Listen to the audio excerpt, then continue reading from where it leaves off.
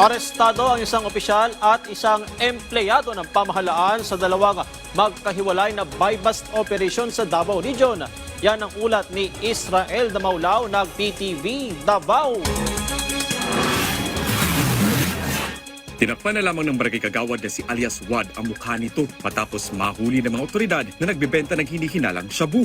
Nahuli ang kagawad ng barangay Lawigan sa bayan ng Mati ng Philippine Drug Enforcement 11 sa isang buy-bust operation. Nakuha mula sa sospek ang iilang mga pakete ng hinihinalang shabu, drug paraphernalia at marked money. Isang government employee din ang naaresto ng PIDEA 11 na kinilalang si alias Cole, 59 anyos, sa Digos, Davao del Sur. Nakuha sa sospek ang isang pakete ng hinihinalang shabu na nagkakahalaga ng higit 8,000 pesos. Nakuha rin sa kanya ang syampa ng mga pakete sa hinihinalang shabu na may street value na 72,000 pesos. Dahil mga taong gobyerno, mahaharap sila sa maximum penalty at total disqualification sa lahat ng pampublikong opisina. Pagkabiling sila sa kuwan, no? Sa gamak open at Section 28, criminal liability of a government official or government employee.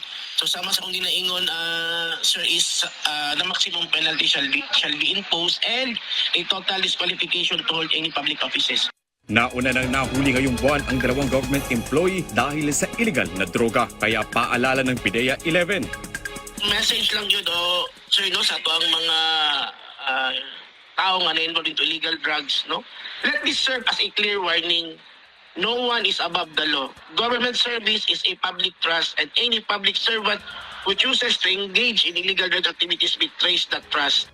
Patuloy na pinapalakas ng ahensya ang kanilang Supply and Demand Campaign Program sa pamamagitan ng pagbibigay impormasyon sa mga barangay, opisina at eskwelahan ng rehiyon laban sa illegal na droga. Israel Damaulao para sa Pambansang TV sa Bagong Pilipinas.